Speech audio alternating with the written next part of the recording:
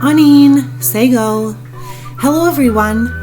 Thank you so much for joining me today as we make our very own rain clouds in a jar. With spring just around the corner, this seemed like a perfect time to do some investigating around rain. All right, I'll stop talking so we can get on with it.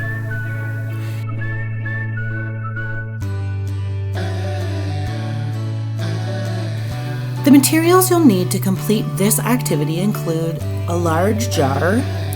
Your recycling bin might be a great place to look for some of these. We're also going to need shaving cream, food coloring.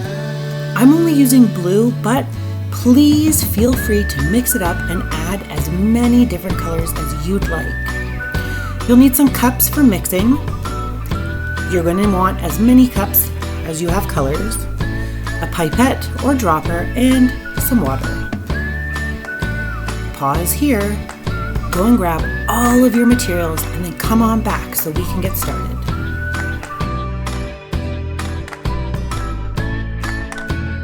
So I've changed things up a little bit this week, and I've decided to give you step-by-step instructions. So please feel free to hit pause in between each step if you'd like to follow along as we go.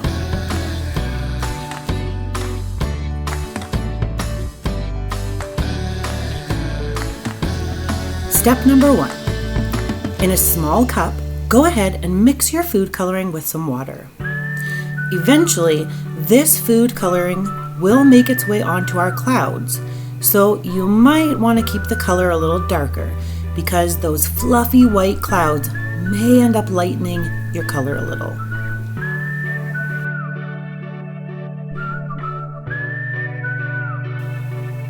Step 2. Fill your jar about 3/4 of the way full with water. I recommend using water a little on the cooler side because using warm or hot water may cause your shaving cream to start melting.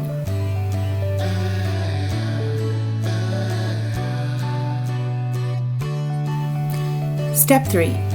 Make sure you move your jar and your cups of colored water very carefully over to your workspace if you're not already there. Go ahead and place your pipette or dropper in the colored water that you first plan to use.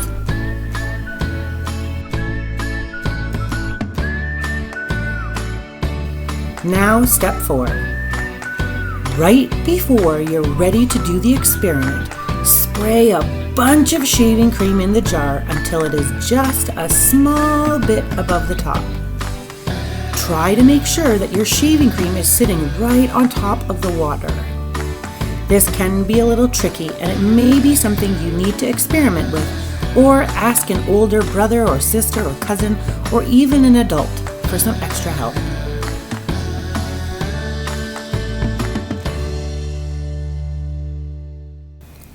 Once you've got your shaving cream added to the jar, it's time to start transferring some of your colored water from the cups over to the shaving cream. Fill your pipette or dropper with colored water and then squirt it on top of your shaving cream. Take a minute to look at your jar. What do you see?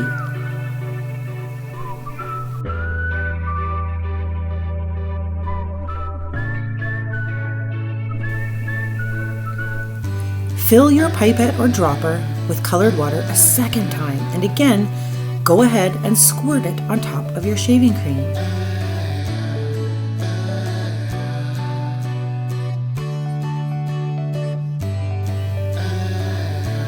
What do you see happening? Eventually, your colored water will begin to seep down through the shaving cream and into the water below, just like rain.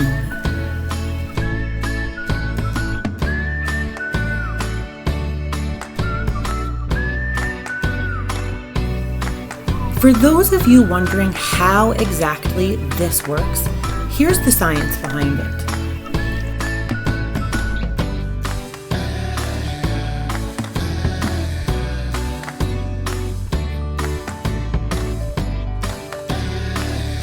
The shaving cream we used represents the clouds that you see up in the sky. And the water that we put into the jar represents the air. Your colored water that you created represents rain.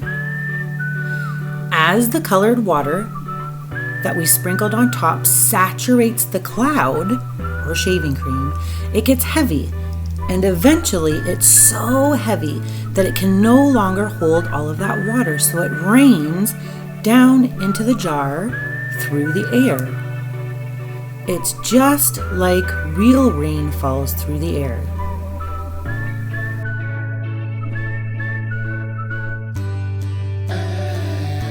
We hope you enjoyed this activity, and until next time, Ona.